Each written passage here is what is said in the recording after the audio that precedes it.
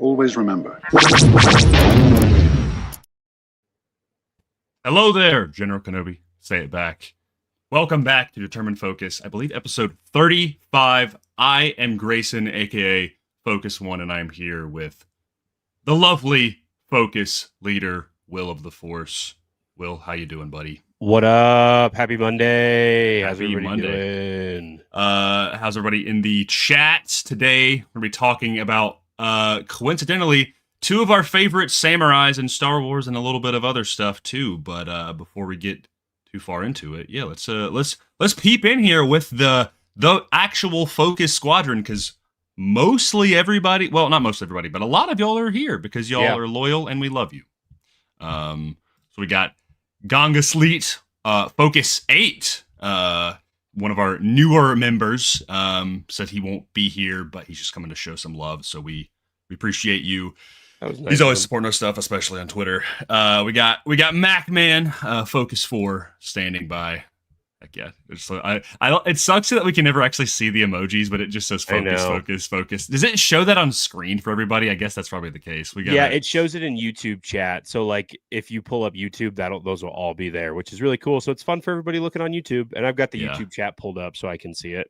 Oh yeah, okay. I probably should do that. Well, then again, it probably nerf my connection because my internet is terrible. We got Downcast Bug, Focus 5, standing by. Cole, Focus 3, reporting from Is Scotland considered the Outer Rim?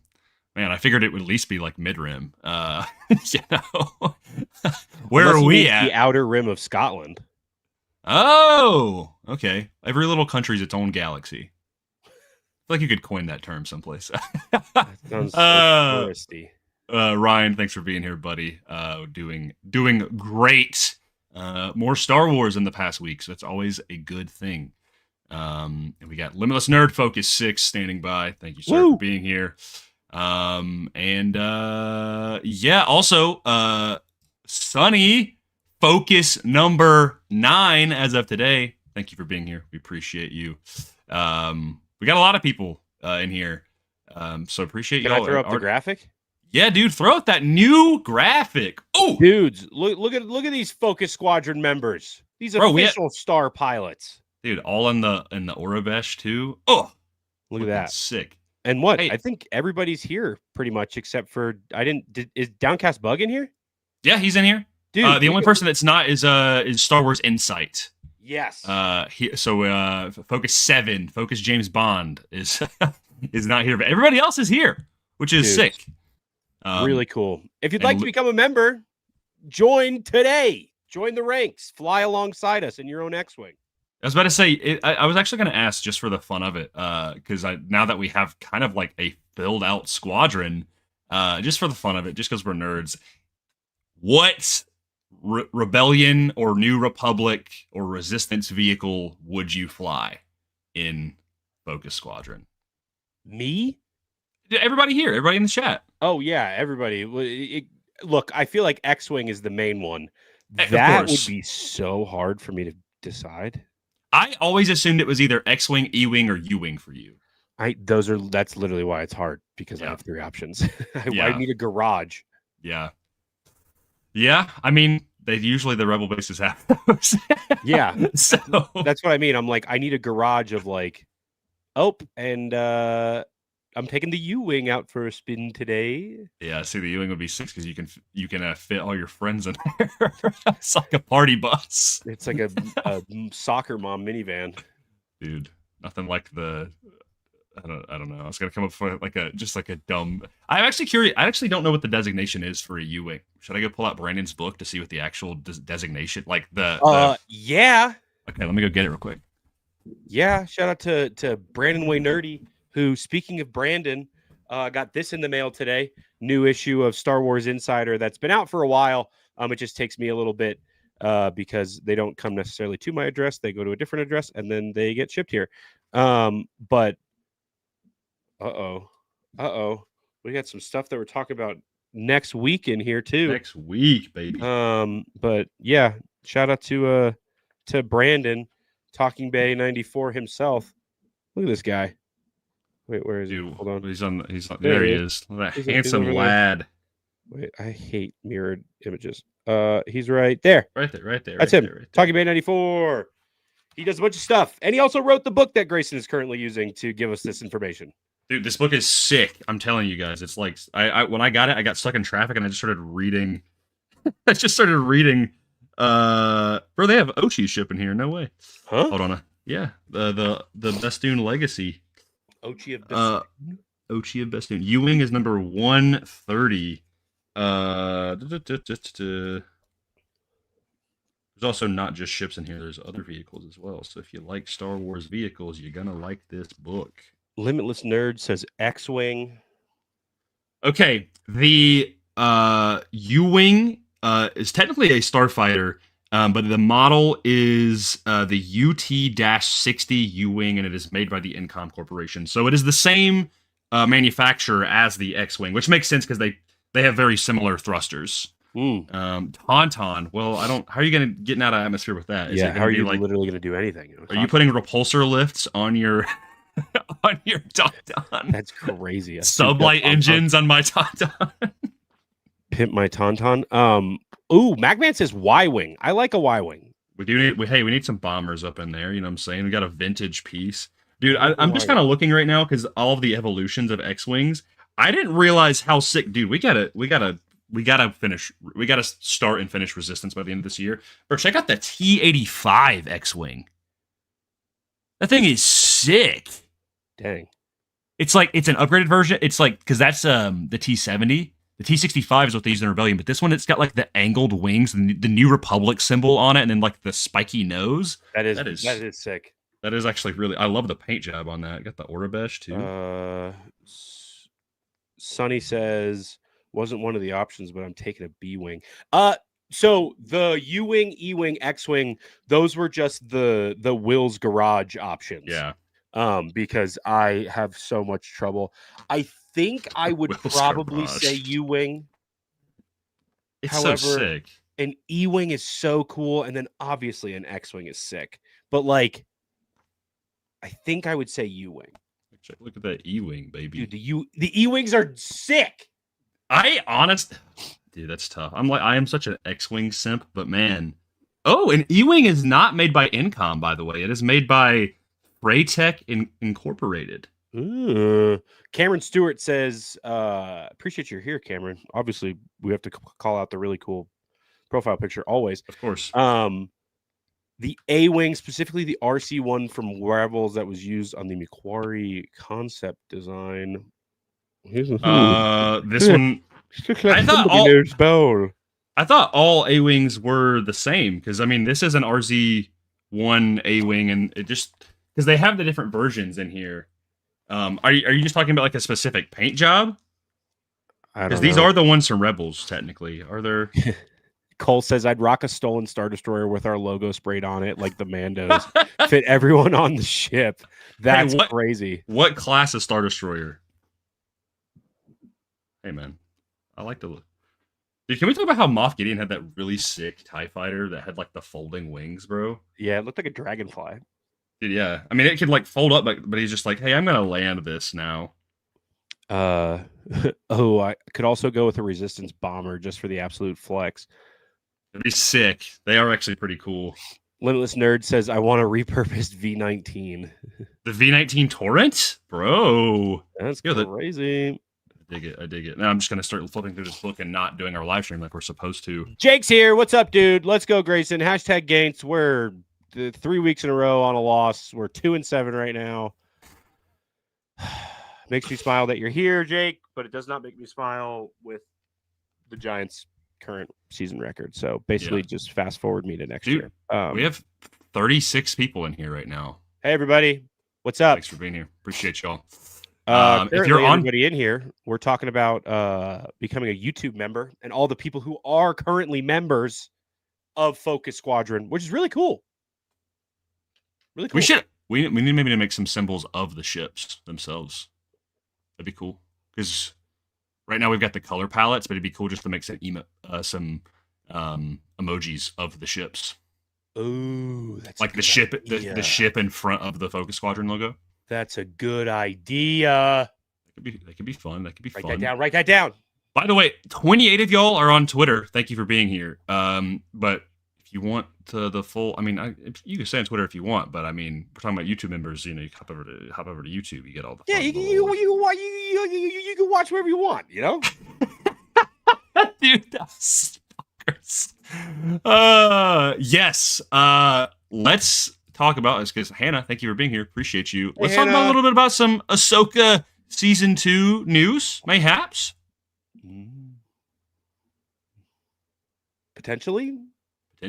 So the news is current. Kind of the reason why I wanted to bring this up is because the news is like non-news. It's like vague news. Yeah.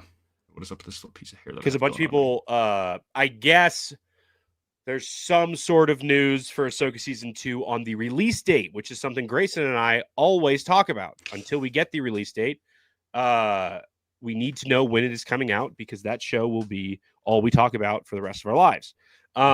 Specifically the second season. But currently, a bunch of people last week were saying that it was posted that it will be coming out either in August or September of 2026. Yeah, so almost 3 years after season 1.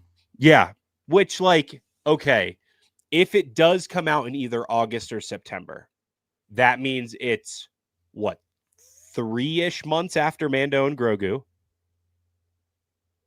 Which I'm also the same month as Rebel Scum Con Year 3, by the way.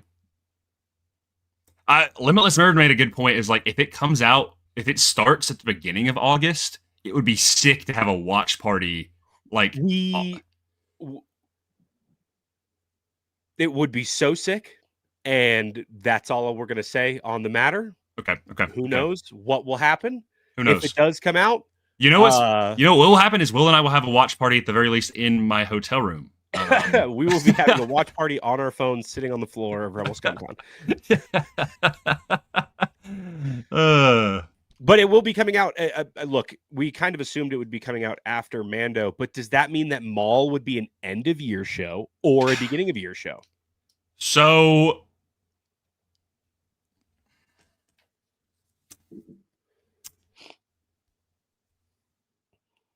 I don't think the earliest I think Shadow Lord comes out is March. That's the earliest. That'd be so sick if it came out in March. Okay, how many episodes a season of Bad Batch? Like 16, right? It's like anywhere from like 12 to 16, right? Yeah. They usually do those big premieres. Yeah. And then sometimes they'll do like a double week where they're like, hey, here's 2 episodes 1 week. Here's my thing is I could see them because I think they're going to make May 4th a big thing next year. They're going to make it a big thing. And I think it would be, okay, 16 except season 3 had 15. Okay. Let's realistically think if it's dropped in March, Mando and Grogu's at the end of May.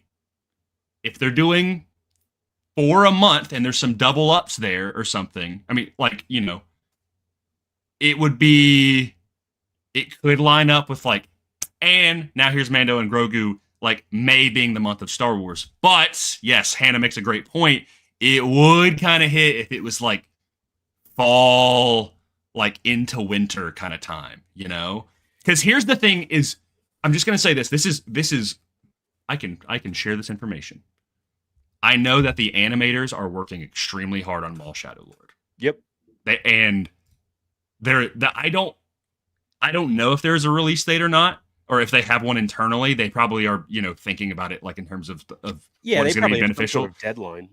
But based on what Sam Witwer has said and some of the very fortunate people that I've got to meet at Lucasfilm, they have all been like, hey, we're working as hard as we can on this show. We want to make this show the best it can possibly be. We want to make this the best animated show of all time. So in my mind, I think they want as much time as possible to cook. Now, will they get that? I don't know. But it is November. March is 4 months. I'm like, that's like that. I could see that being a realistic timeline. But at the same time, maybe, they want to simmer down a little bit on Disney Plus content. Maybe we get a smaller scale animated project, like another Tales or something. That's what I'm saying. Like I can wait. If it means the quality of the show is going to increase, I am always someone who wants to let the artists be able to do the art the way they want to do. So totally agree. However, Alexander Wilson, do not say that. Don't say that. No, it's confirmed for 2026. That's what they've been saying. That's what they said at Celebration. Is there anything else other than Ahsoka, Mando, Grogu, and Maul that we actively know about coming out next year or potentially coming out next year? I don't believe so, but that was another question I had for you is, do you think we're going to get some sort of secret drop project, kind of like we've been getting with the Tales stuff next year? It's interesting. Before this May 4th, I would have been like, there's no way they're going to do it one every other year. Because they did Tales of the Jedi, and then they skipped the following year on a Tales show. They did Vision Season 2 on May 4th. But we got Bad Batch that year, though, right? Didn't we get Bad Batch? But then, and that's what I'm saying is, I was like, oh, we have Bad Batch. But then we had Tales of the Empire the same year as Bad Batch Season 2. Or 3, something like that. Whatever. Yeah. So we had Tales and Bad Batch the same year, which I was like, oh. Now that Bad Batch is over, they're working in Shadowlord. I'm like, well, maybe. And then we had heard reports a while back from like very official sources that they were wanting to put more into the animation department. That they were wanting to put more resources and more money into it, which is a good thing. Which is awesome. I love Lucasfilm animation, dude. Like, it's the best. Some of the best stuff. So I could see them doing a Tales drop. For sure, I could see them doing it. Like, I could see them doing like a small Tales drop in May. We don't get Maul in the beginning of the year. And then even honestly would be really cool is if the Tales not necessarily was a prequel to the Shadow Lord, but it maybe had a character that was tied to Shadow Lord. Or even if it was like a Tales of the Sith. People want a Tales of the Dark Side sort of thing, right? Of it being like Maul even shows up briefly in that, and it kind of setting the tone for what we get later in the year for Shadow Lord. Like, it's disconnected, but it's like, hey, here's a show about a couple episodes about Palpatine when he's younger, and here's Bane, or something like that.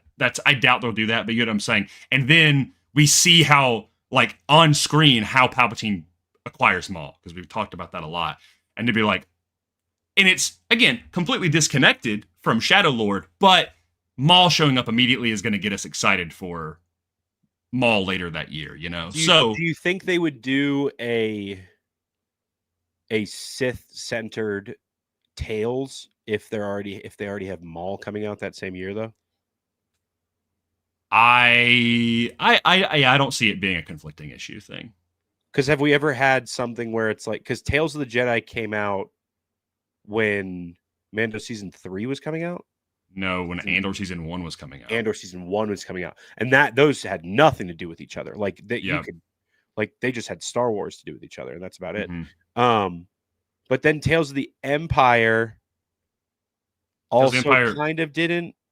It came out, it kind of tied to Ahsoka, which had finished, Season 1 had been the previous year, but it came out after Bad Batch. Like, Bad Batch Season 3 ended, and literally the next week was like, also here's Tales of the Empire. They were back-to-back weeks. I can't imagine there would be like a Jedi-centric show when like a Tales of the Jedi is coming out. You know what I mean? So like to have something at the end of the year or beginning of the year, at some point in one of the bookends of 2026, a Sith, and I know Maul is not a Sith at this point, but a red lightsaber Force user Maul, previously known as formerly Darth, now just Maul show.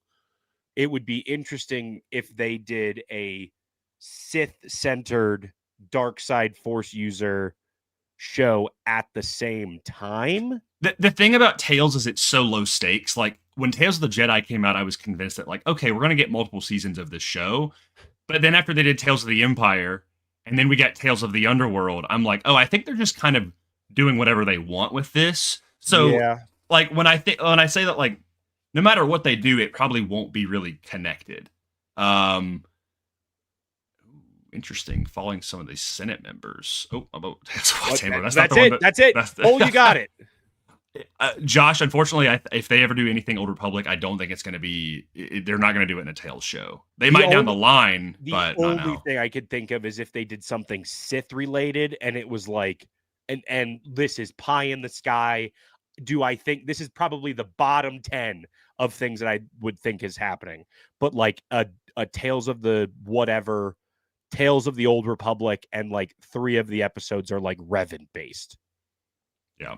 That's probably the closest I would say we ever get to it. You know what I would freak out at? And this is just because I'm a stupid idiot. Even though I know people would like this. A Tales of the Katarn show? You would think. Tales of Mortis. Oh, yeah. Hey! Yeah, that'd be cool, but I don't know what they do. You want it to be where, because I said Revan. I mean, it's funny because I'm not even the biggest Revan guy. I was actually talking to Sonny about this today, but I'm like, the origins of the Mortis gods would be kind of cool. Just saying. Just saying. But also, like, you know, you think about Tales of the Empire, like we also got a little bit of Marok, and we know Marok is going to be showing up in Shadow Lord. So, well, yeah. Yeah, like it's been like Sam was talking about it in interviews. They were like, "Hey, Marok," and he's been outspoken to be like, "Yeah, he's fighting Marok." Yeah. I don't know, man. The thing with the Senate one is, I'm like, what would those stories be? Would they be like I would assume it would be like 3 Padme episodes. Padme episodes would be cool. I think people would. I mean, obviously, there's a big audience for that, and then 3 episodes about Baron Papanoida. Yeah, dude. No, it could be cool. Like, I mean, dude, I don't know. There's so much they could do there. I mean, it does feel like the only possible like big next step was like the 2 ones were like, oh, the 2 biggest requested ones were always Tales of the Bounty Hunters and Tales of the Sith. And I'm like, well, we got we didn't get Tales of the Bounty Hunters, but we got Tales of the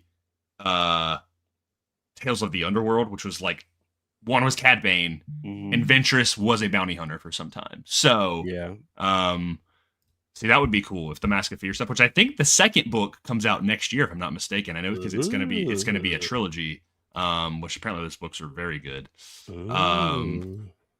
Tales of the Force. I mean, so basically anything and everything. Tales. Dude, of I would love to see the origin of the cave, bro. The Dagobah cave, of like how it became a Force Nexus.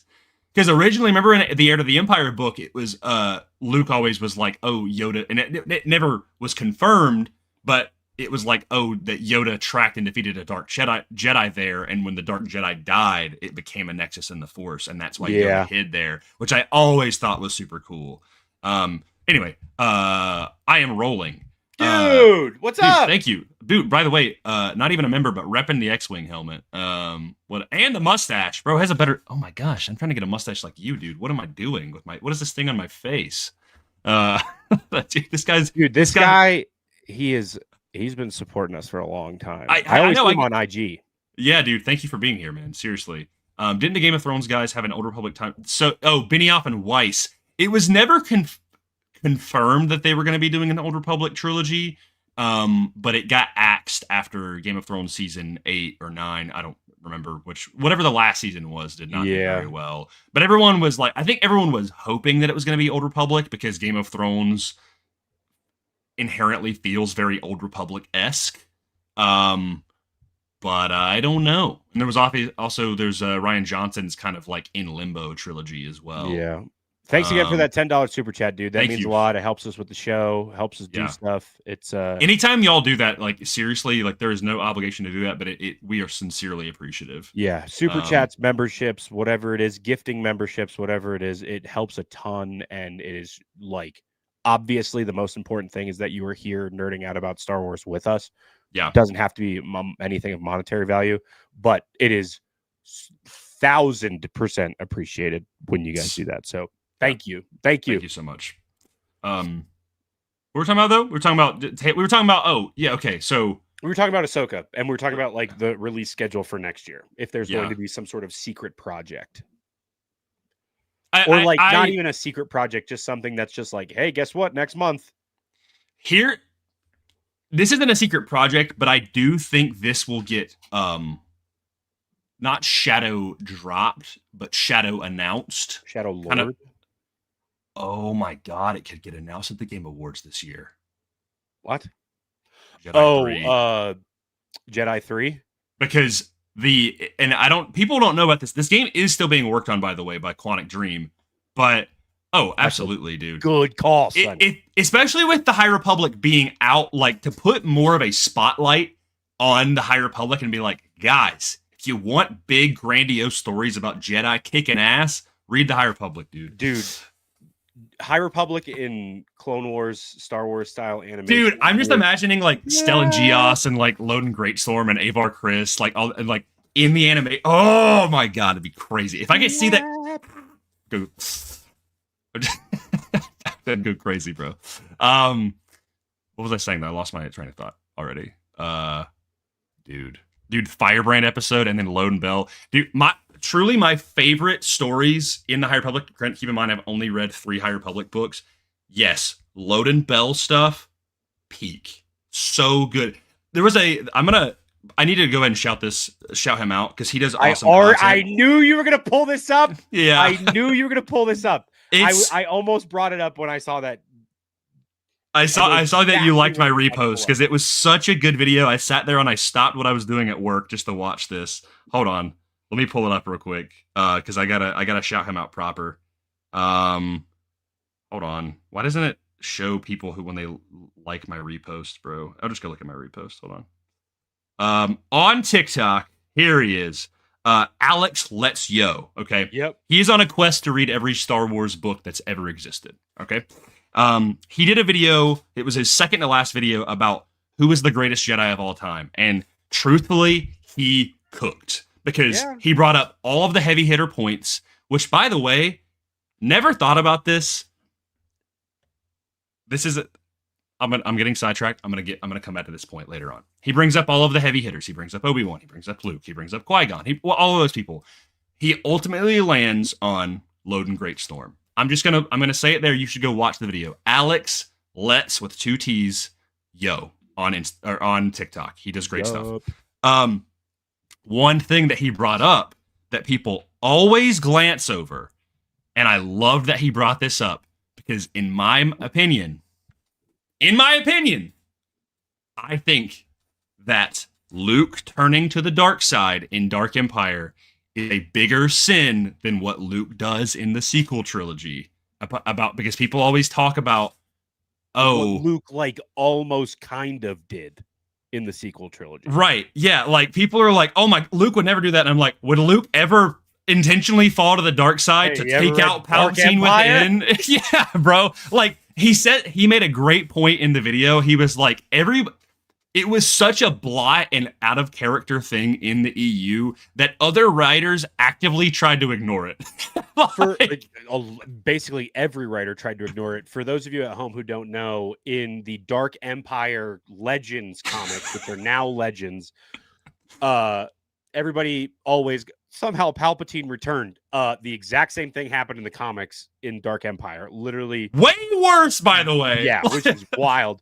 But Luke turns to the dark side and becomes a here's a fun word. Becomes an acolyte for Emperor Palpatine, who has become who has like regenerated himself post the original trilogy, and only Leia 7 years after the original trilogy. Yeah, Leia is the one who has to come in there and break him out. Yeah, which is sick. It's Dark Empire is a lot of fun. Dark Empire is so much fun, dude. But it is when people talk about like the characterization of Luke Skywalker, it is so out of left field when it comes to Luke Skywalker stuff, man. Dude, Luke in the like Vader inspired, the giant collar, the cod piece, like it's awesome. It's sick. But it is the equivalent. It feels like a dark side ending to like a Force Unleashed thing. You know what I'm saying? Like, it's fun, it's cool, but when other authors like Timothy Zahn or Michael Stackpole or all of these people that were helping shape the EU, especially the New Jedi Order, are actively trying to write around the fact that Luke we don't talk about that. Yeah. Like, I think you even mentioned to me there's a point where like Mara like kind of roasts Luke about it, and is like, we're gonna. And he's like, we don't do that here, Actually, Gabby, hey, thank you for being here. Where did you get your sweater, Will? Where did you get it? I got it from Connor and Seth over at Beyond the Dune Sea, who we will be talking about here in just a little bit. Yeah, it kind of works out that you brought that up. But if you want another great Star Wars, I hesitate to call them a podcast. I actually had to talk about this with Connor. A show, because they really are a show. They are a podcast. They're on podcasting platforms, but they're really best viewed visually. Whereas us, we just kind of, you could just hear our mouths talking in the void. But they do an awesome show. And if you want some more good Star Wars goodness, go over to them because they're awesome and some good friends. We'll talk about them a little bit later.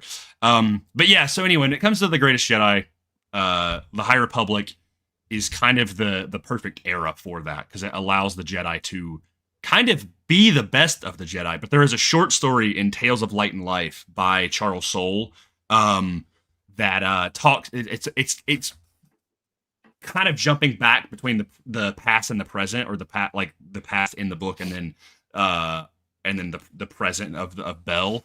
And it's talking about this lesson that Loden Greatstorm taught Bell, and they go to this like war-torn planet, or this like bandit-ravaged planet, basically like the Wild West.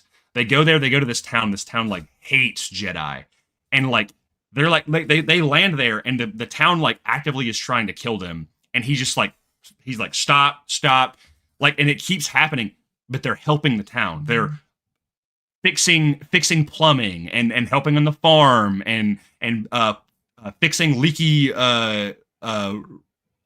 pipes and ceilings and stuff like that. Like, they're making the town improve despite the town actively hating them. And by the end of it, they're like, oh, this is what a Jedi is, Like, and he never puts it, like, he never turns on his lightsaber or anything like that. It is purely him just showing these people what a Jedi is. And when you read Light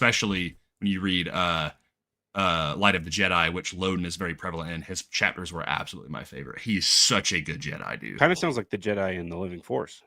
A little bit, yeah. It's what they're trying to do, right? Yeah. It's getting up off their asses and going into to be Jedi. What Alex said in that video, and I completely agreed. He is Qui-Gon in a different time. Yeah, like he's Qui-Gon, but if not in the prequel era, like in the golden age of So it's really cool stuff. But would love a Tales of the High Republic. But I honestly, I think back to our original topic, I think Hannah makes a good point. Part of me does think that they might be wanting to wait for Maul until after Ahsoka, but I don't know. Yeah, because it is also, well, it's weird to front load the beginning half of the year like that. Right, but the only other thing is, if you think about it, all right, the past couple years, well, kinda, other than Visions, which all got dropped this past Wednesday, we're going to talk about Visions as well, don't worry. What was the last Star Wars thing that released before Visions? Andor, season 2. You're kidding. Right? Oh, and then Tales of the Underworld, and that was it, right? That's a big gap of time with no Star Wars, dude. like no new Star Wars drops. I mean, and excluding the Tales conversation. In terms of like watchable media, yeah. Like I'm thinking about it and I'm like, man, like we got Andor and then we got Visions and I'm like, you're right. It is kind of weird to front load it, but at the same time, Rebuild the galaxy. Rebuild the galaxy. That is true. I was about to say, I was like, well, I'm missing something. But yeah, I'm like, maybe they're gonna want to kind of kick the next year off because last year we had Skeleton Crew, and I'm sad that we're not getting anything Star Wars in the Christmas time this year. Like it actually makes me really bummed because, dude, I love Skeleton Crew. By the way, I miss Skeleton Crew. I'm just gonna go ahead and say that like we will be absolutely doing a rewatch of Skeleton Crew after we finish our Ahsoka wrap up, which has kind of been pushed back because of talking about other stuff, which is always good because the more Star Wars stuff to talk about, the better. But dude, it sucks to not be getting something in the winter, dude. I wish I could selfishly be like, man, I wish Ahsoka season 2 was coming out in the winter time. Because imagine it with like the snowy mountains and stuff in the show that we know are going to be happening while Christmas time is happening. Would be so sick, dude. Alas. But I don't know. Maybe they will just wait and then wait for Mando and Grogu to kick off before we're like, all right, and now we're getting, Do you think there's a chance that Maul could come out in between Mando and Ahsoka? I would say that's probably the least likely place for it. That's what I think too. Is I think they'd put a big gap. I think they're gonna want to spread it out as much as possible. That's where I'm kind of like, is Ahsoka starting in August and going all the way through October? Is putting Maul in October too close? I would say Maul might be the end of year release. Like starting in December or starting in like end of November. Here's a question. When does Doomsday come out next year? December. So that might be the Disney Plus thing. Because Doomsday is here to release. When does Born Again Season 2 come out? Because next year we also get the Daredevil. That's so true. We get Born Again Season 2 and we get the Punisher special. Because Wonder Man is the December show. Or like the November-December show. So it's going to be Wonder Man. Do you think it could be... But we've had Star Wars Disney Plus shows come out at the same time as Marvel shows. Kinda. Kenobi and What If came out at around the same time, didn't they? No. The first season of What If? What if season 1 came out at the same time around Visions? That's what it is. What If was always Did She-Hulk come out at the same time as Kenobi? Moon Knight. It was Book of Boba Fett and then Moon Knight and Kenobi were like back to back. So I remember. Ahsoka and Loki were days apart. Yeah, I still haven't seen Loki season 2. What? We talk about this every time. I still haven't seen it, bro. I will trust. Good. I will be binging all of the Disney Plus stuff that I did not watch, or the Marvel Disney Plus stuff, except Secret Invasion. I'm sorry, I don't care. Yeah, I'm gonna be binging all of that, dude. It's so good. Next year is my year, bro. I'm just saying, both on Marvel and Star Wars, they're spoon feeding me goodness, bro. I mean, like I'm getting Superman movie next year too, right? 2027. We get Supergirl next year. Supergirl next year. Yeah, 2027 is Man of Tomorrow. And I think the Batman. Woo! And Beyond the Spider-Verse. Dude, these next couple years are going to be banging for nerd stuff. Next year for me, for Marvel specifically, I'm like, I get Brand New Day. Oh my God, I get Brand New Day in 7 months. That's insane, bro. Yeah, and then I get the Punisher special and I get Born Again Season 2, bro. Like Punisher, Daredevil, Spider-Man are like my Yeah, no, I like Spider-Man a lot. I prefer I like Daredevil. I really like Punisher. I love, dude. I got the new Punisher figure, bro, that I show you. The MCU figure? Yeah, it's they're in stores right now, and Daredevil is too. But I haven't go show you. You got the Frank Castle fig? Oh, this is such a good point. X-Men 97 season 2 as well. God, dude, that's crazy. Yeah, bro, check out Frank. Oh my gosh, his hair is so high. Yeah, he's got the. I wish it was the long hair with the beard that he has in the first time he shows up in Born Again. That's such a good look. He's got the nomad cap look. Yeah, dude. Oh my god, I love it. But they gave him his axe in there as well. From all the promotional photos that he's been holding. Yeah. Oh my god, bro, it's so good. I honestly though could see them doing like, yeah. I could see them doing like Born Again. See, the thing is they're not. Oh, the year that Bad Batch season 1 came out was the same time that also Loki was coming out. So I feel like you have to compare. Really? Live action? Yeah, roughly. There was like. Was that Loki or was that WandaVision? WandaVision was earlier in the year.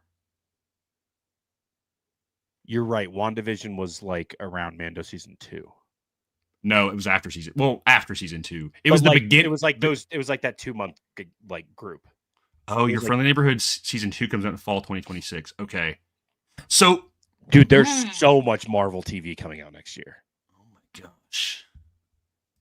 What? So you're telling me we get Daredevil, Friendly Neighborhood Spider-Man, X-Men 97, Punisher, and Wonder Man all next year? That's 5. That's all just television, including and a Spider-Man movie and an Avengers movie. All next year. All next year. And Ahsoka and Maul Shadow Lord and Mandalorian and Grogu. Mando and Grogu. And a shadow drop, maybe Tails show, which I'm convinced is probably happening. Dude, there's going to be so much to watch. Well, hey guys, we're currently at what? We need like 3 more members till Grayson and I can actually start cranking out these comic book episodes that we've been talking about for so long. Hey, we love Star Wars, okay? Star Wars isn't going anywhere. That's our main focus. How about that? That's our main focus. But oh my god! Vision Quest. That's another one. That's 6 MCU projects just for Disney Plus releases. That's crazy. I know you're not as stoked as for Friendly Neighborhood Spider-Man, but I cannot wait, dude. I really like the first season. I'm excited. Like, it's going to be a fun, like, fall show. I just think they cram way too many spider people in these Spider-Man shows way too quick. All I'm saying. It's fun though. It's like comics. It's like comics. They're not good like Spider-Man comics. It's fun. Bro, Wolverine, what are you doing here? It's like stuff like that where it's just like, yeah, best Wolverine. I love when other Marvel characters show up and they're like, hey, here's Spider-Gwen and Miles Morales and Silk and Miguel O'Hara and Spider-Man Noir all in the same season. And it's like, I'm not the only Spider-Man anymore. You know, it's like, calm down, guys. What are we doing? I guess. Shout out Spectacular Spider-Man, the best Spider-Man show of all time. Oh, boy. Super good. So the question is then, I don't think, okay, when X-Men 97 and Friendly Neighborhood Spider-Man were coming out, were any, I think the Spider-Verse movies do it really well. Just saying. But when they just... wait, Sonny, do you specifically mean Spiders, man? The guy who's made up of spiders? I was... Yeah. Oh, God. Oh, what a... Has Star Wars and Marvel... Okay, I'm glad. I thought she was joking about, like, multiple Spider-Men, but... Bro, it's so peak. It's so peak. God, it's so good, bro. I'm about to be relentless in 2027, dude. You guys are going to... Okay, Spider-Man, yep, we're getting some cool stuff next year. We're getting a whole bunch of cool stuff. Greatest superhero of all time, by the way. When we get... Hey. When we get new Batman up in here, dude. When Batman's back... Sunny is a big Bat Family person, by the way. Now I think she's like goat's back. Dude, we're gonna get. Also, when we ever figure out about, imagine if they did Brave and Bold also in 2027. It's not gonna happen, but oh my god! Also next year, like in terms of DC stuff, we get Lanterns. I cannot wait for Lanterns. Is it Clayface next year too? I know. Because it just finished filming. They just finished filming. Yeah, I don't know. Supergirl will be fun. Oh, I'm pumped for Supergirl, dude. Yeah, I I'm think Supergirl pumped for Supergirl. Yeah, I think Supergirl would be really fun. Hey, we should probably talk about Star Wars. Hey, if you'd like, you can become. We literally need 3 more members, and then Grayson and I will do our comic book podcast, which is literally just with comics. It's literally just determined focus, but it'll be comic focused. We're waiting for 3 more members, and then we will start cranking that stuff out. You see that Superman right there? You see that Miles Morales? Actually, that's Spectacular Spider-Man. You see that black suit Spider-Man? You see that Miles Morales? I like Spider-Man. I like comic books. Okay, Invincible right there. Optimus Prime standing on the top of my. Bro, Gabby, what are you doing? We have another member. That's great. Wait, so that means you're Focus 10 now, Gabby. Gabby's Focus 10 officially. Dude, that's sick. That's actually so sick. That's so awesome. Thank you so much. Well, we got to update the graphic now again. Welcome to Focus Squadron, Gabby. Yeah, dude. Sorry that at the end of the show it won't have yours, but next show I promise it'll be there. Yeah, I'll have to update it like literally right after this. That's Focus sick. That's awesome. Thank you, Gabby. We appreciate you. Yeah, let's talk about back to our roots. Let's talk about some Star Wars. We should probably play a game, huh? Time for the games. Games. Think ferret. Think ferret. Woo! Rank Ferric, baby. We I back. got a logo for Rank Ferric. I love that, by the way. That was really cool. Hey, thanks. I figured Should I tell them that we had to correct the spelling on Ferric? Nope. We don't need to say that. We didn't have to do that at all. We don't have to do that. It's just the way it is, and nobody has to think about what that looked like in any other episode for 35 episodes up until today. Welcome back to Rank Ferric, everybody's favorite clip farming podcast segment where we hey, don't call me Uncle Owen, but I'm farming. And I'm not farming moisture, I'm farming clips. However, we might get a little sweaty talking about these topics. A little bit. Yeah. Wait, what is it? It's if your uncle gets a translator, make sure it speaks bocce. Good job. Thanks. Yeah, I've seen that movie. I think I botched the beginning of that, but I just remember make sure he speaks bocce. What do we do? Which one do you want to do first? Since you came up with both of these. Well, there's technically. Let's talk about blasters. Woo! You like? Don't worry. We're gonna talk about some other stuff. We're gonna talk about the Mount Rushmore of blasters within Star Wars. Do I have a blaster? The things that go pew pew. The things that go blam blam. That go wha-pow wha-pow. Specifically, the ones that you hold in your hand. A person probably has to hold them in their hand. Like those old head nerds that you see at Star Wars at Disney World, when they're like, it's just like a dad and everybody's got a Star Wars shirt on, or like a Disney shirt on, and it says "Pew Pew Wars." Yeah, that's what we're talking about. It. Yes, it's exactly like that. Not to be confused with the different emotions of Darth Vader, where it's just the same picture of Darth Vader 9 times in a row. Yep, that's a very popular one as well. Or a common one right now is when people do Anakin Skywalker, but it's the Taylor Swift Eras Tour poster, and it's Anakin Skywalker the Eras Tour. I see that one all the time. I did not know about that one. I see that one all the time. We're in our Eras Tour right now. Yep. And this era is blasters. There's 2 that come to mind immediately when it comes to the Mount Rushmore of blasters in Star Wars. And I don't think you would disagree. Now, these other 2 is where I think we're going to have to figure out the intricacies. I have a really, really big time third that I think needs to be on there. Okay. Well, let's go ahead and say the first 2. Okay. I'll say the first, you say the second. Okay.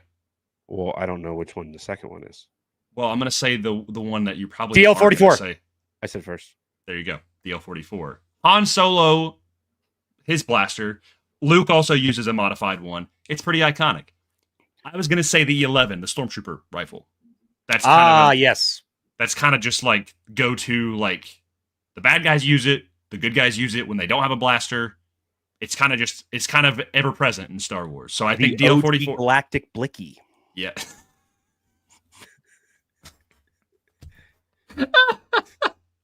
That's terrible. What is the third that you're thinking? I was saying Django's. I was gonna say the same thing, dude. I think those need to be on. Okay. To preface why I brought up this idea is my dad and I were having a full discussion before dinner about Star Wars blasters, and that was the one that we brought up. That is probably the coolest blaster noise. I had the toys of them, or one of them, when I was a kid, and I didn't have a whole lot of Attack of the Clones toys, but that was one, and it made the noise, and I shot it so much that it broke.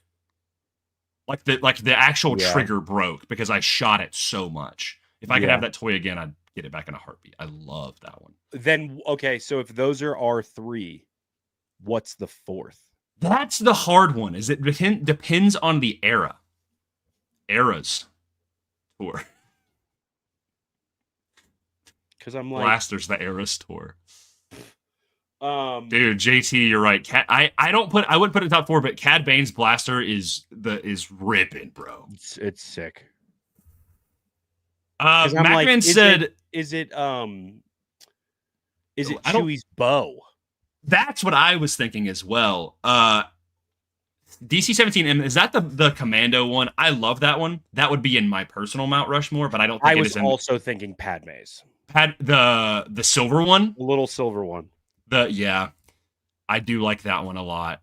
For me, it's actually up to 4 of them, and they're all kind of even in my head. There's Padme's, there's the bowcaster, the clone rifle, the long one, that you see a lot in episode 2 and 3, and then Boba Fett's EE3.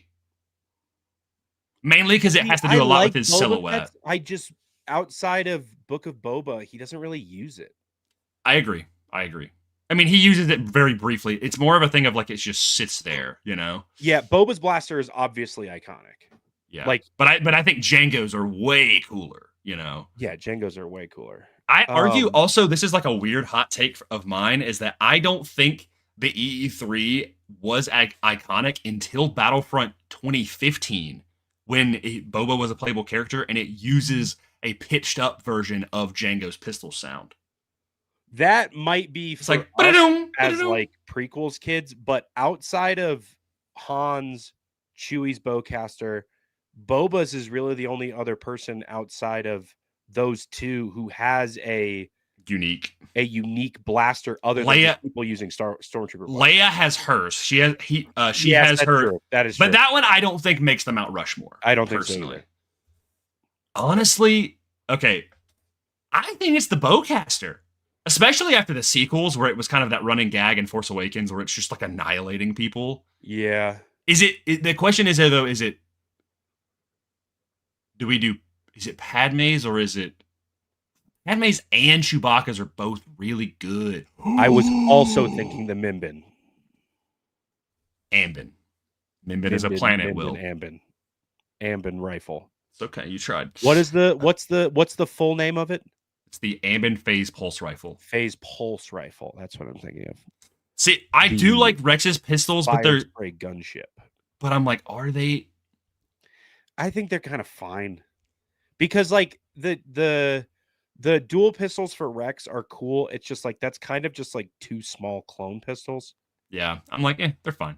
They're all right. They're cool. They're definitely maybe in like the most popular, but in terms of like the greatest, Star Wars blasters of all time, of like, wow, Mando's rifle is really cool. I think the bowcaster has to be on there because it's so unique. So then the Mount Rushmore of blasters for Star Wars is the DL-44 Han's blaster, Jango's pistols, the bowcaster, and the E11. Mm-hmm. That's what I think. Some people might disagree about the Jango one. They would say Padme's, but the thing is when I think I don't always think of Padme's blaster, I guess. No. And you don't see it very often either. Like I would almost put like a Rebel blaster over Padme's. You know who? Honorable mention just for sick blasters in Star Wars. Mm-hmm. Cassian's that he has to like build himself. That sniper rifle. Oh, yeah, dude. Yeah. Well, 50 cal Kestis. That's just his name. yeah, dude. I love that. In one of my reels, I said that, and then I was like, am I going to get flagged for saying 50 cal? Like, I don't know. So I cut it out. The thing about cows is, like, you can make it look however you want, sort of thing. So I just, like, changed it to make it look like a desert eagle. Yeah. Which is just crazy. I do love it. It's sick, especially with, like, when it pings off of the little magnetic reflectors. Yeah. Baze is dude, like the backpack one. Yeah. Oh, so good, bro. I like the little rebel ones, the ones in the opening of A New Hope. Yeah, those are cool too. The DH-17. Those kind of remind me of Padme's though. Kinda, they're a little bigger, but they're little guys. Trying to think, what other blaster would there we already have 67 people in here, and that's not a 6-7 joke, I promise. Hey everybody, what's up? I'm trying to think. Should I just pull out my encyclopedia of Star Wars blasters, because I was looking at them earlier? That'll take us so long.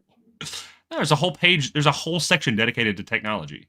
Oh, I thought you were saying that you had a blaster encyclopedia, and I was going to say, where did you find that? Brandon, get to work on my blaster encyclopedia. Brandon, please. Yeah, I can't think of another blaster. That's a good one. I mean, it again, like just in terms of all timers, Paz Vizslá's back the turret. Yeah. Doesn't Wrecker have? No, the clones have one. Yeah, which is good. When I think of turrets, though, I do think of Gendy's when what's his name is on the hill. And it's he just has a. And he or not when it's raining, when he's in Coruscant, when it's the Battle of Coruscant. Yeah, and he's over the hill, and he drops it, and then he punches the guy. Dude. Yes. Dude, Satine's. I like Satine's pistol. I also love the Mandalorian Westar 35s, the blocky ones, the ones that Sabine uses. When Sabine is like checking the reload, I was like, bro, so I watched for the first time. I watched Heat last week. Great movie, by the way. For the first time. Yeah, I'm trying to go through my Michael Mann stuff right now. They always do that like chamber check thing. Yeah. When it comes to reloading, and I've never realized that that Sabine taking out the front to check the power cell was a reference to that. In Ahsoka. Gosh, I love those blasters. Those are so nice. I feel like there's a major one we're missing. I'm just gonna get out. I'm not gonna list them all up, but I'm gonna go to the encyclopedia, which Brandon also helped. Brandon just be encyclopedian, you know. He's an encyclopedian. Oh gosh. Is there any that we're missing? All right, time to go to the technology section. Oh yeah, we got some ships in here, baby. Oh, there's a whole vehicles tab. That's cool. Okay. Later, MacMan. Appreciate you being here. Let's see. Ezra's lightsaber blaster gun. There is the DL-18, which is the one that Luke and Kanan also uses it, but I don't think it's iconic. For me personally, Cassian's you already brought it up, but his Briar pistol, one of my all-time favorites. I will say I've always thought it looks like Rey's speeder from Force Awakens. Yeah, it kind of does.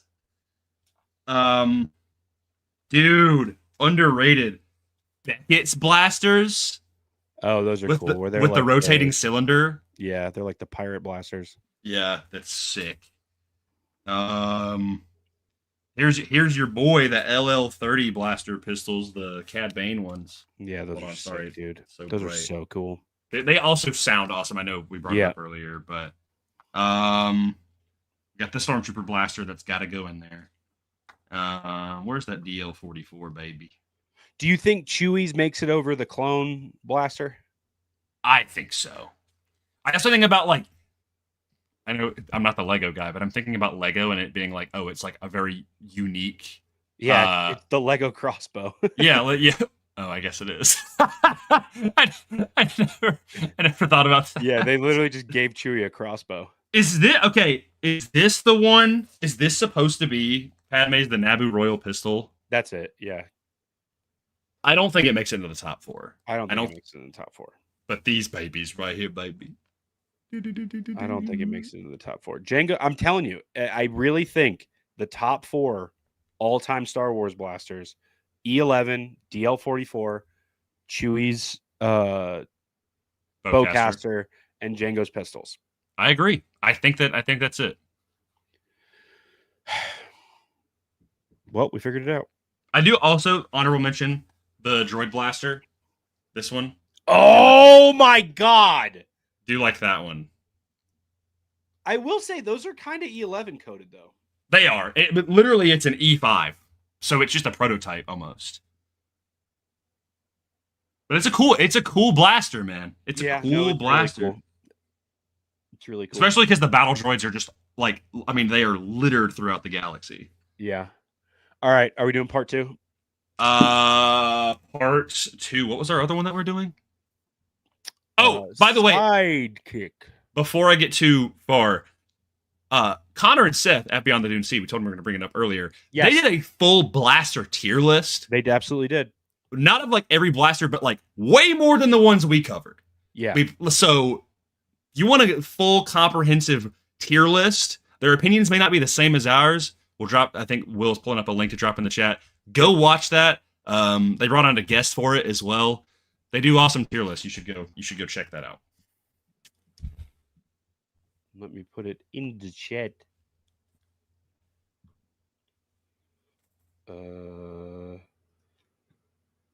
Copy. Hey, Grayson, name the movie. Sidekick. Coach Boomer from the hit movie Sky High. Hero. Dude, goated movie, by the way. Yeah, really good movie. Hera's in that movie. I know. I had a crush on her as a kid. Also, because she had my first name was her last name. Her name was No, just F him, silly. No. Oh. Grayson. Gwen Grayson was her name. Two just comic booky first and last names just shoved together. They have the like alliteration. My name is Bruce Parker. Yeah. I mean, the main character's name was Will Stronghold. Yeah, exactly. That's awesome. The guy who shot through fire was War and Peace. Yeah. Like War, not even War. I'm like, come on, man. I know.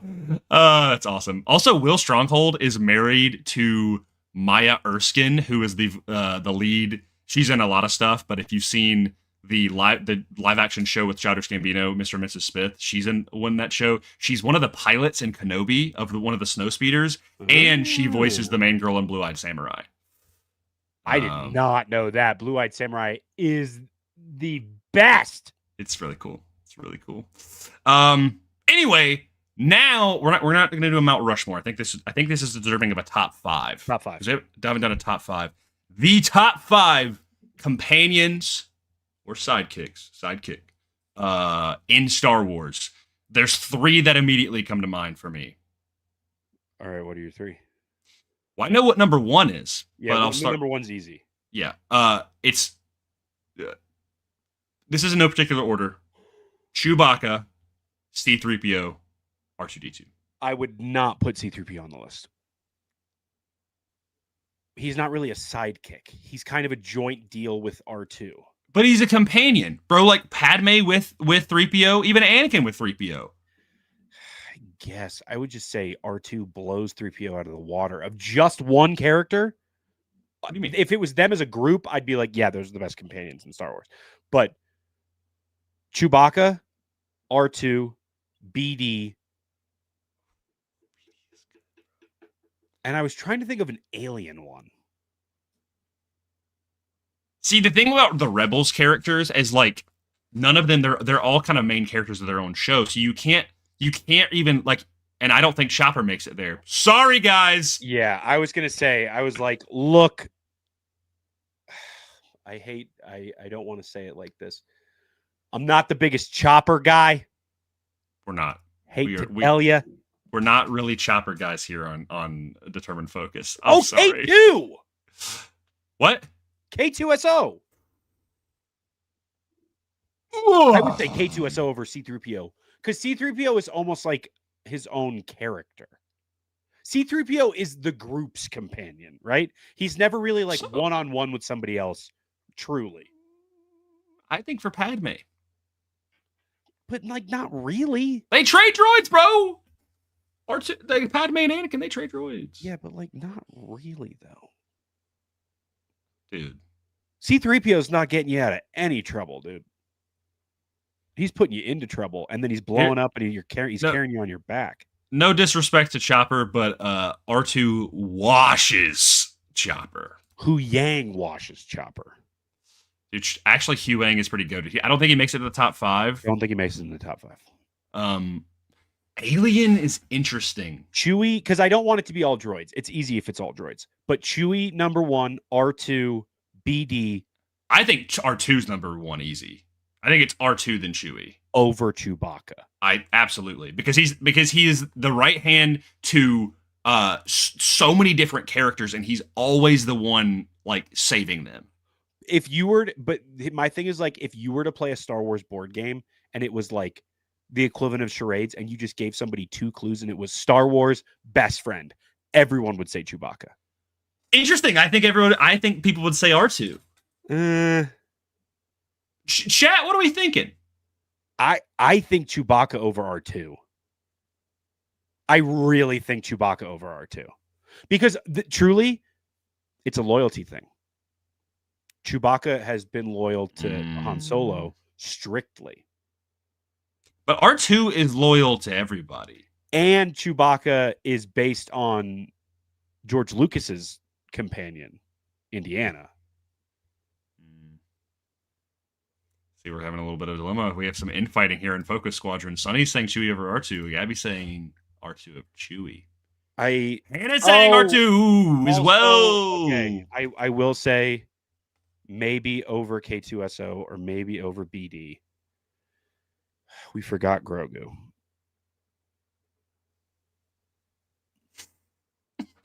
But I do think Grogu is in the top 5. I agree. You're right. Like, we're about to get slaughtered because we're like, bro, you guys aren't Chopper fans and you're not the biggest Grogu fans. I like Grogu. I like Chopper. They're fine. I like them, but they're just not my faves. Truly, I would rather an entire show about Zeb before I get an episode about Chopper. Oh, well, we already did. That's the thing is, I would love to see more. I would love to see more Chopper. I just think the shtick of like him being kind of he's just like, how chaotic and annoying can I possibly be to my friends? He's like, and it's it's like oh, you want to do this? I'm gonna press the big red button. It's like, because a lot of the time R2 is spiting his companions because he knows what's better. Yep. Chopper is doing it just to be an ass, you know? Yep. It's like I feel like if you took him to the Battle of the Death Star, he would just like actively mess up your torpedo shot. And you're like, Chopper, what are we doing, man? You know? I think of the scene when it comes to R2 about that, of like when Obi-Wan and Anakin are in the elevator in Revenge of the Sith, and Anakin's like, don't say anything about his wiring, or like, don't make any wiring jokes. And Obi-Wan's like, I didn't say anything. No loose wire jokes this time. He's like, yeah, say anything. It's, for me, honestly, Chopper is like the coworker that just like intentionally like just doesn't do his job well. Take my horse. Are you okay? Is your horse like? Has your horse done some things? Yeah. Instead of War Horse, it's War. Is your Crime. horse voiced by Dave Filoni? Bow, bow, bow, bow, bow, bow. Sabe in the top 5 of all time. Hey, Sonny, top 5 all time. Here's the thing. Get out of here! If we're talking like comics and external stuff, I'm sure she's great. Keira Knightley forgot she was in the movies. Get her out of here. No.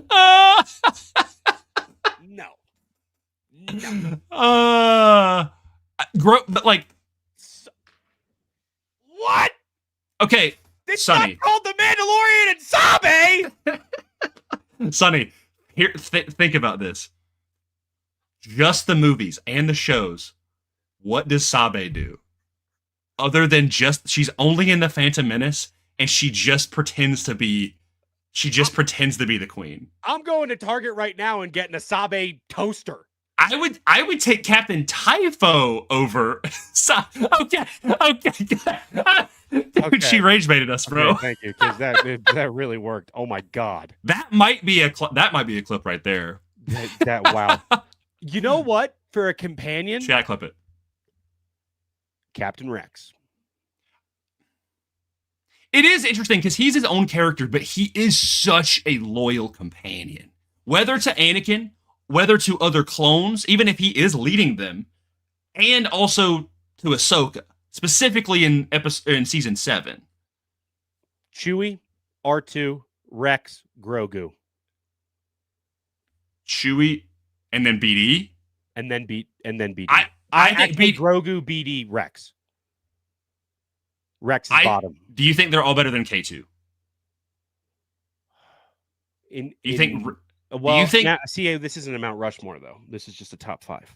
Yeah, this is kind of. I would say, see, that BD versus K2SO is tough.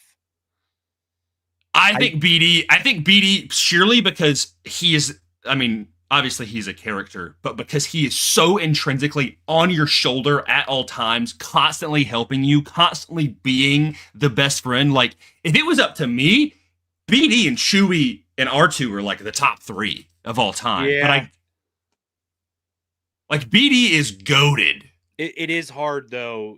Okay, so maybe it's number 1 Chewbacca, number 2 R2, number 3 BD, number 4 Grogu, number 5 Captain Rex. But the thing is K2 over Captain Rex. Because I view K2 as more of a companion than Captain Rex. Captain Rex is kind of like almost like he's like a hybrid of like a companion and a main character. He's like in the same way that I view Zeb, where I'm like I don't consider like Zeb is kind of a companion, but he's also kind of not. You know, I disagree. I think Rex is more companion based than Zeb is kind of like how I feel about C-3PO, where he's like the companion of the group.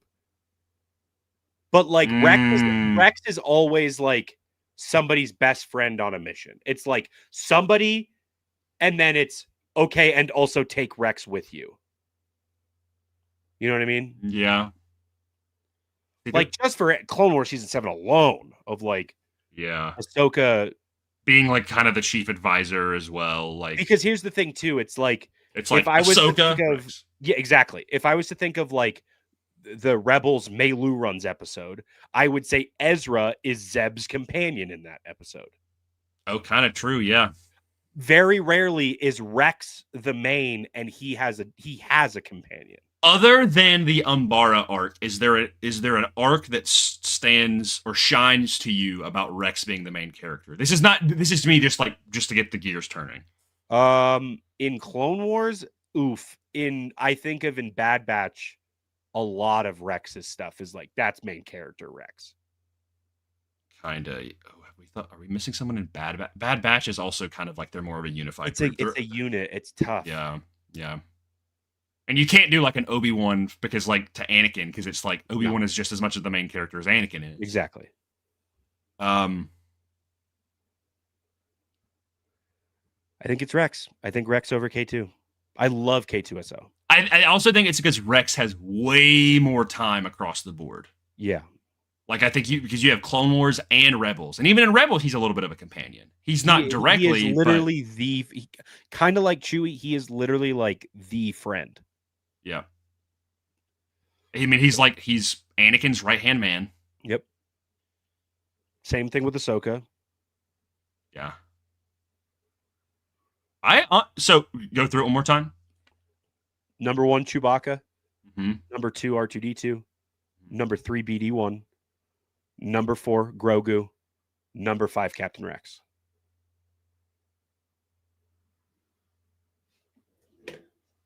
And I completely agree with the people on the list. I'm just curious now. I'm like, does Grogu go above or?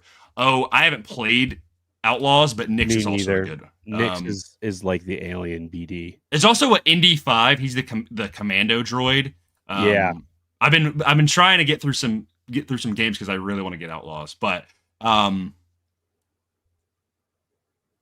do you think Grogu is above Rex? I would probably right. I think just in terms of iconography. Yeah.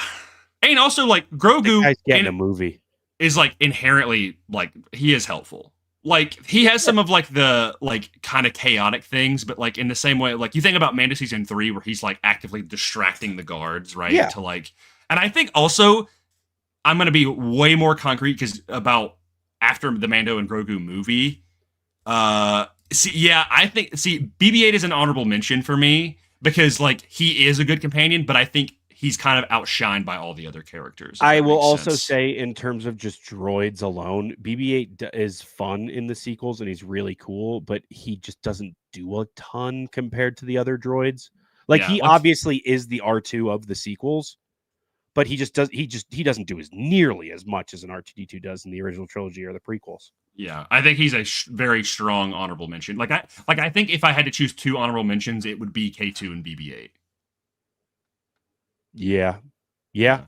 And then probably Nyx as well, because I've not played Outlaws. So it is tough not to have Chopper on the list though. When it gets to those honorable mentions, like if it was a top 10, true. Chopper's it's like I would love. This would be like such an interesting thing, but I would love if there would be like a reversal of like because droids are so often designated of like being the companion. It would be interesting to like. The droid is in charge. Yeah. I don't know. It's an interesting. Shout out Lobot.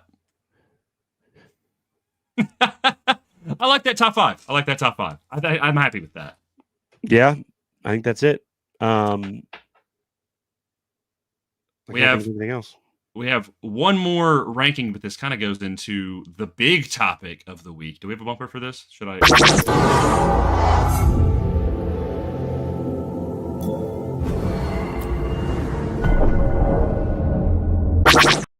Sorry, I was trying to hit it when you said, "Do we have a bumper for this?" We do indeed have a bumper. Well, Visions Volume 3 debuted last week. It's been almost a week, about 5 days. We have seen. Have you watched all the episodes? Yeah. Okay. We have watched all the episodes.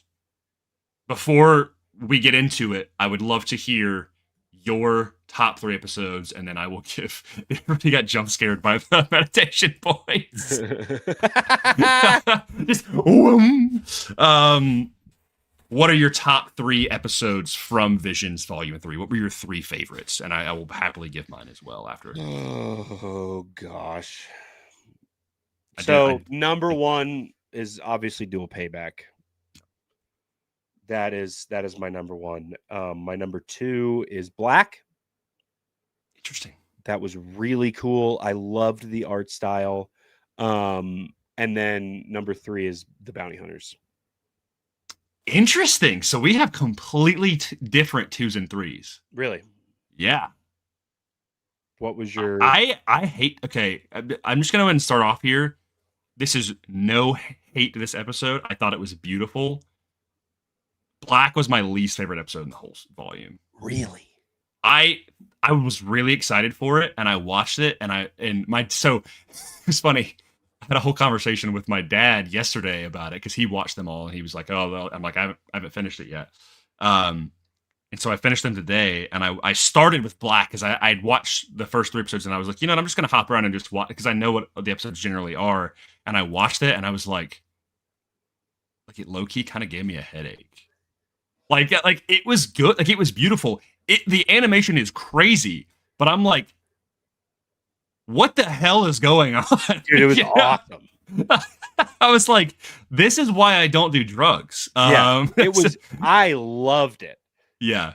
For the art alone, I'm like, that is incredible. And to be completely clear, there was none of these episodes that I disliked. I enjoyed every single one. there's just others that I preferred way more. Okay, here's my top 3. The number 1 is the dual payback. This is my goat. He my goat. My number 1. My second is the Lost Ones, so the sequel to The Village Bride. Yeah. Love that episode. The animation was crazy good. I loved the voice acting. I loved the 3D animations of the ships. It was awesome. My number 3 was The Smuggler. With the girl with the pink hair with the prince. Loved that one. Do you have a ranking of all your episodes? Because I have the ranking of all my episodes. I mean, I could look at them. I just did it while I was watching them today. It's dual payback. So from 1 to what is it? There's 9 episodes. It would be dual payback. I think there's 8 episodes. 8 episodes? Pretty sure. 9 episodes. No, I'm looking at Disney Plus right now. 9 episodes. Am I missing an episode? Okay, so here, if I list one, it'll probably be one that you forgot. Dual payback, Black, Bounty Hunters.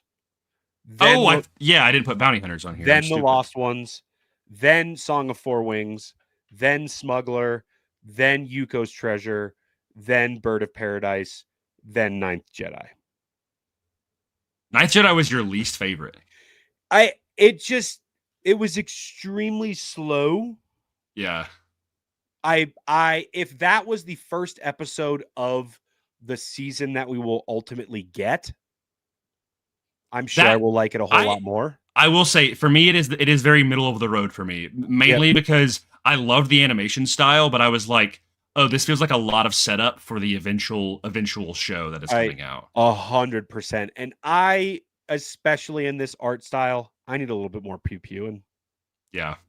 I agree. Because the lights, it also, I think, in the stark contrast of the first Ninth Jedi episode from volume 1, right, is such crazy good lightsaber fight action. I don't need everything. Episode is so good. Yeah, and then this one, I was like, oh, this is a lot more slow. Yeah. And like I thought it was fun, but personally, like, to me, it didn't feel like anything that I had seen new before.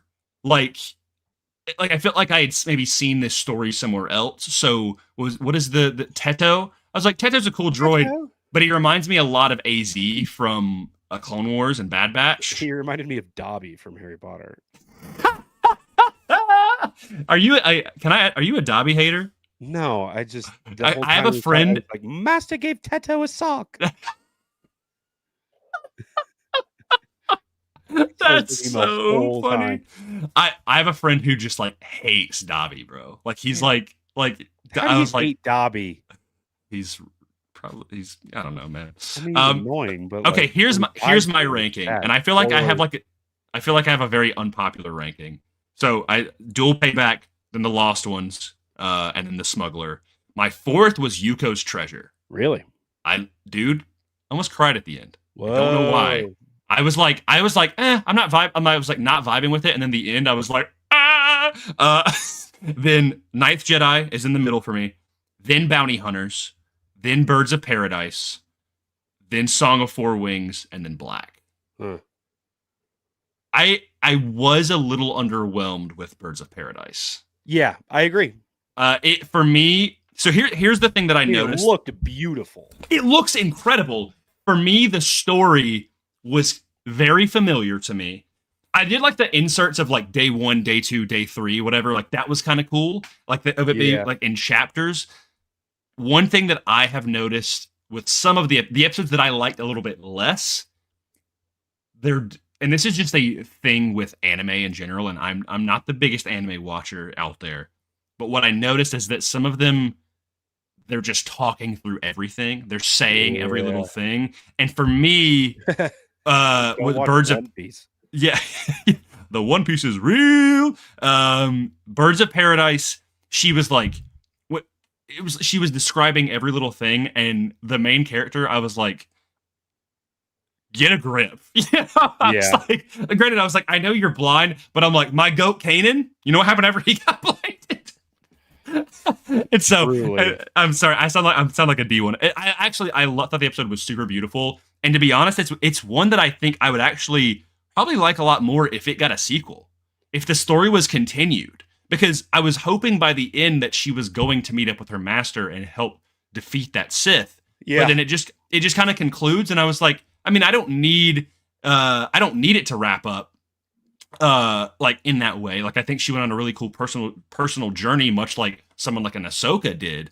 But I was like, oh, it'd be really cool to like see that growth transform and her connect with her master again. So hey, with these sequels, maybe like a couple of these that did not get sequels, I would love a sequel for the Smuggler. Yeah. With the prince and everything, with like the Jedi that had the lightsaber in her arm. So sick. And I'd love a sequel of Bounty Hunters and Birds of Paradise. I'd love sequels of those. I mean, I'm still waiting for a sequel to The Elder, but oh, dude, The Elder and then Journey to the Dark Head from Volume 2 with like the two statues, bro. Those two I would go ballistic for. Also, one that I don't think is talked about nearly enough is Screecher's Reach. Dude, Banger. top 5, so freaking good. Screecher's Reach is so good. That episode genuinely floored me, bro. Yep. I was like, no, it is so good. It's so good. So overall, how did you feel about the volume? I liked it. Yeah. I think it was a little bit more consistent in terms of my taste than season 2 was. Yeah. I liked it. There was a lot. Look, I love Visions because they're all one shots. Yeah. But I'm a sucker for a follow-up when something gets a second episode and when a story is continued, especially when it's something like the Ronin. Yeah. I mean, the duel is like, it kind of just has a chokehold on us. Yeah. like that is, I want as much as the Ronin as we can get. Yeah, I agree. I mean, I've got the comics, I've got the book. Like both of those episodes oh, God, dude, he's so good. I found the colored version of the figure, like standalone someplace. And I was like, low-key thought about getting it. My goats. Dude, the goats, bro. My goats. Yeah, I like so many of these. Like, honestly, the thing is at the end of the day, if any of these got full series, if it made sense, sign me up.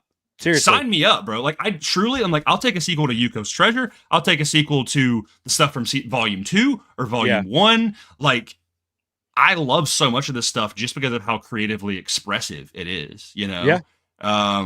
So that's why I'm really optimistic for Visions Presents, and also for Ninth Jedi. And I'm hoping maybe if it is received well, we will get one for the duel. That'd be really sick.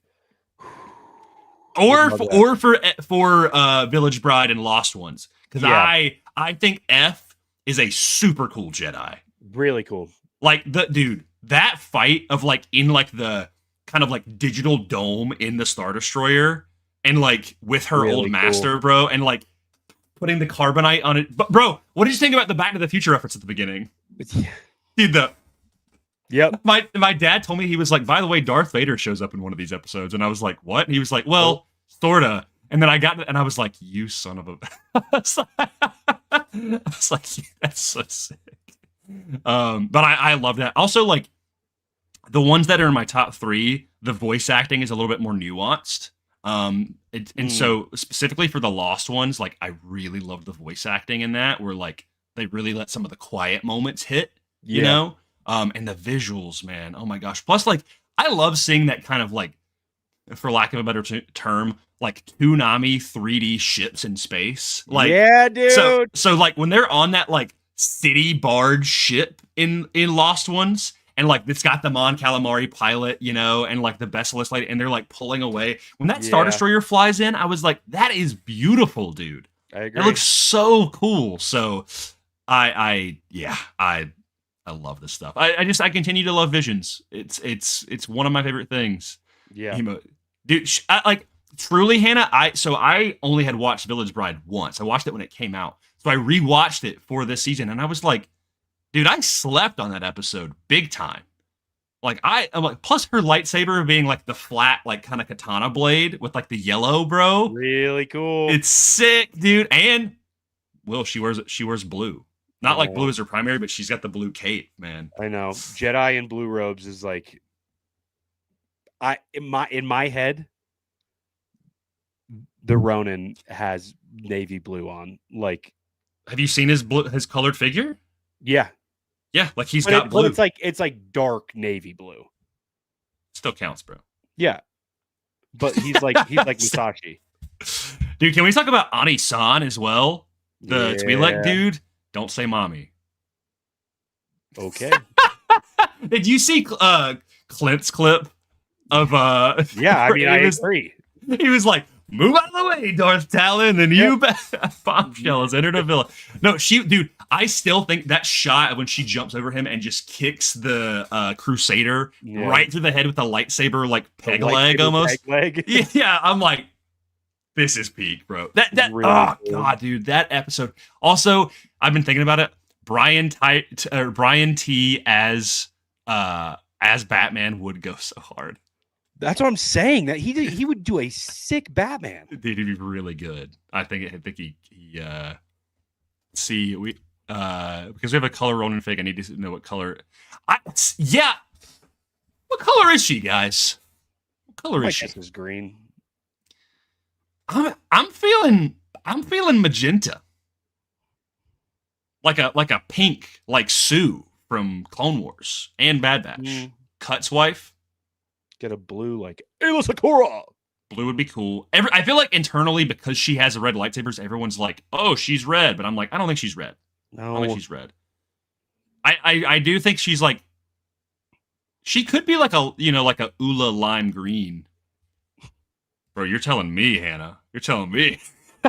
I saw this anime. Like, it's not red. Dude. I want that show to continue. I want the Ronin to have a cool ship. Yeah. I didn't even think about that. Dude, him having like a squad. Dude, did you see the thing that Star Wars posted today? That poster thing? Of like all the different. Yeah. Oh, like, dude, when he was young, he was a Padawan. Yeah. It says like Padawan, and he has the short hair, and his lightsaber's not broken. Exactly. Peak, dude. Oh, she gives orange vibes. I could see that. I kind of like that. See, I'm a D1 Darth Talon hater. I'm sorry. We'll see in more Shadow Lord. No, but see, that's gonna be like real, like a good version of Talon. I feel like. I totally agree. Because like, just to set the record straight here on Talon, guys. In the Legacy comics, she turns Cade Skywalker to the dark side by doing the nasty with him. I'm like, what are we doing over here? What are we doing? I'm like, I don't like. What are we doing there? Yeah, I'm fine with some seduction in the dark side, but what we be doing? It was seduced by the dark side. Yeah. Okay, good. Thank you, Hannah. I appreciate you. I feel like she low key is just like she does what? She does like active damage to like women in Star Wars. Yeah. Like, that's my thing. Is I'm like Ayla Sakura, she be out here being a Jedi. She's looking good, and she's being badass. I'm like, then we have Darth Talon. Yeah, you never see Darth Talon on those graphics of like the powerful women in Star Wars. I'm like, Ahsoka, Leia, Rey, Darth Talon. No, no. I'm excited for Maul Shadow Lord though. Who knows? I think whatever kind of adaptation they're doing of George's ideas with like a Twi'lek apprentice to Maul is going to be 100%. Massively. 100%. Massively. That's what I'm saying. Is I'm like, I don't know if not I can even a little, just 2. G00NER. Yeah, that's what the crowd is for her. Yep. Yeah. I was really happy with Visions Volume 3. It makes me kind of sad that we're gonna have to probably go a little while. Well, I don't wait.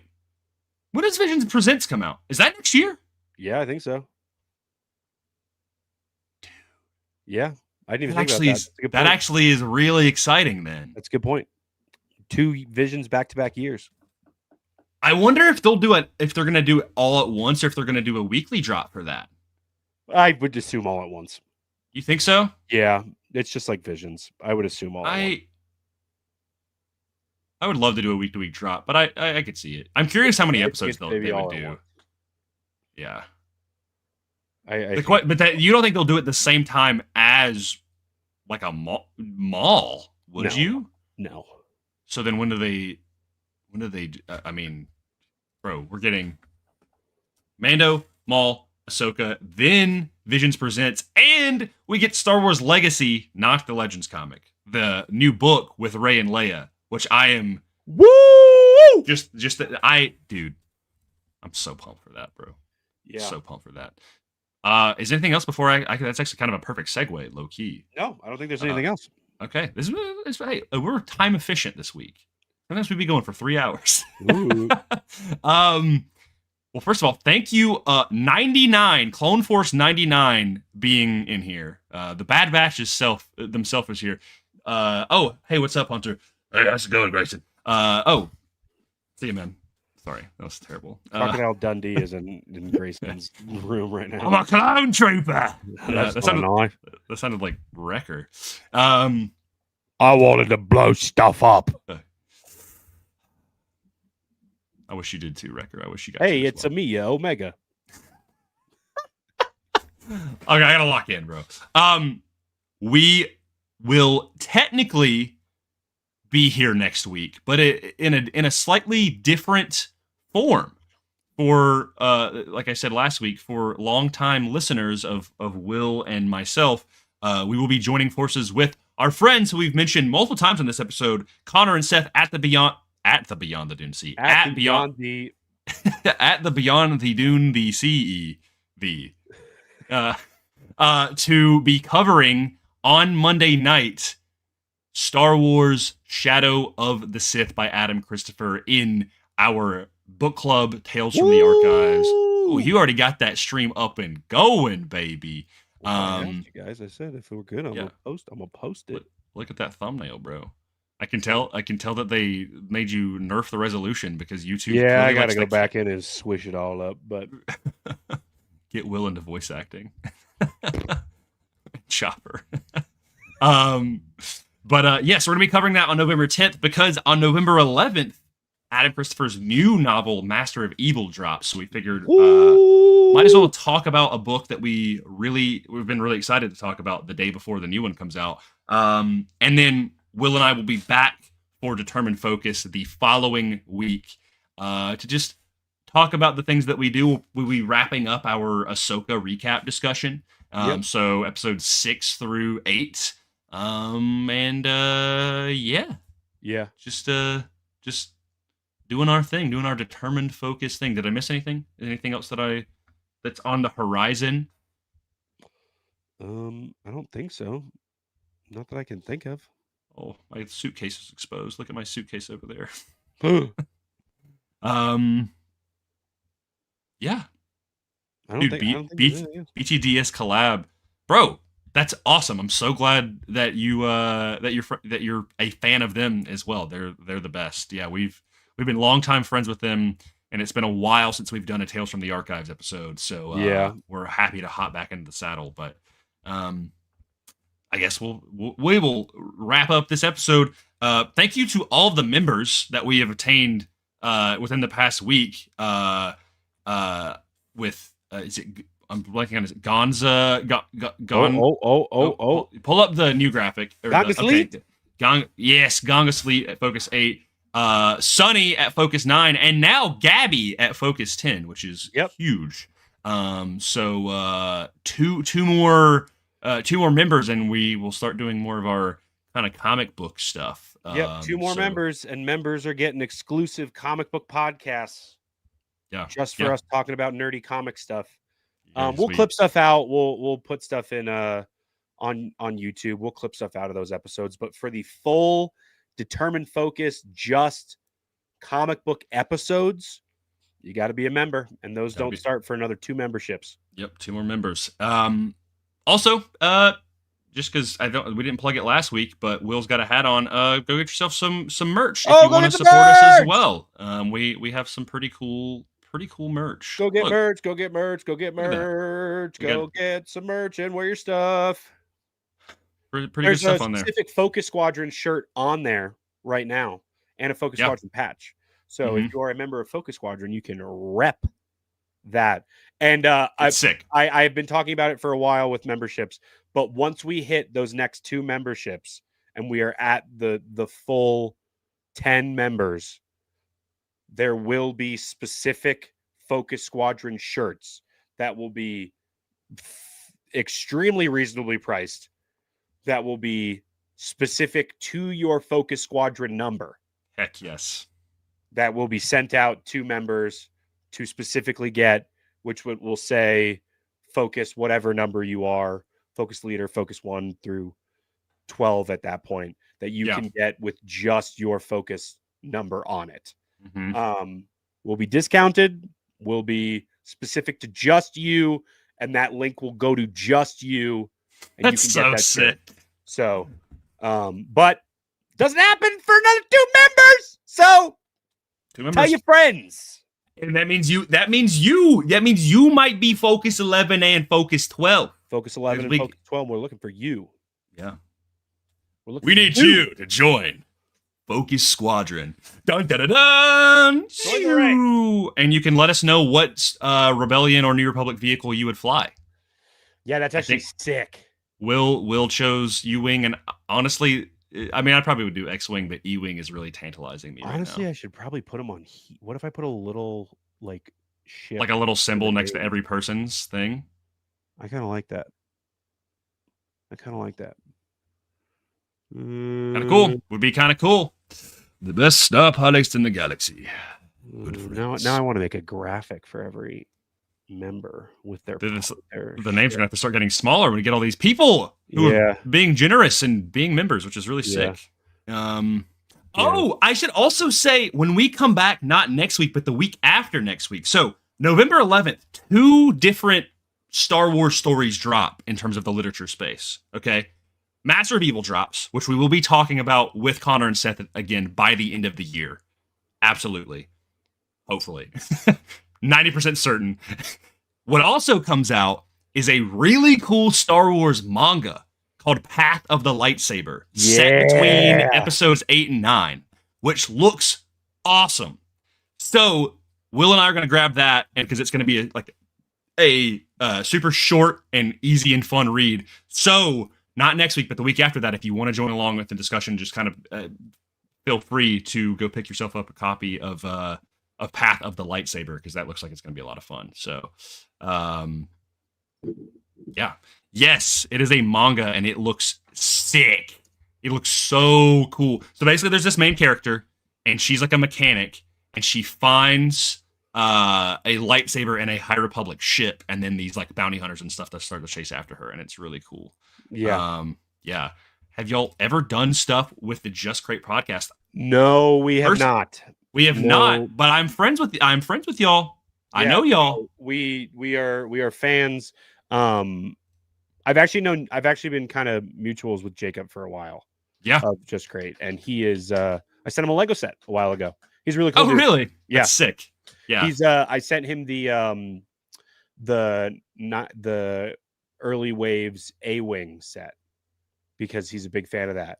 That's awesome. And I had an extra one, and he's like, "Yeah, I've been looking for the set for a long time." I was like, "I've got one," so sent that over. So Hannah, also part of Just Crate, was like, hey, yeah, we we should... didn't even think Hannah's in here. Yeah, I was like, is Sophie just shadow dropping that for Hannah? Dude, we love to collab with people that are awesome in the community. So yeah, I would love to. Yeah.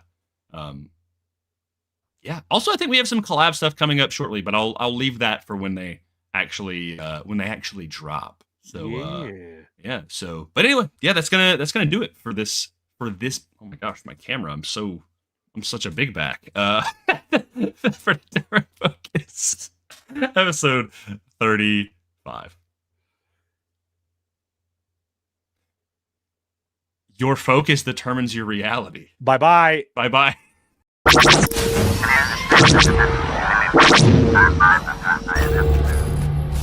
Always remember.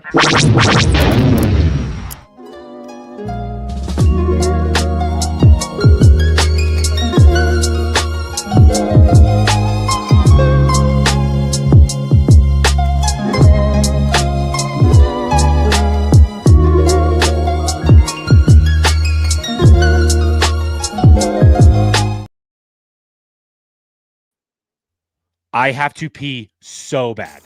Okay. Like, You- so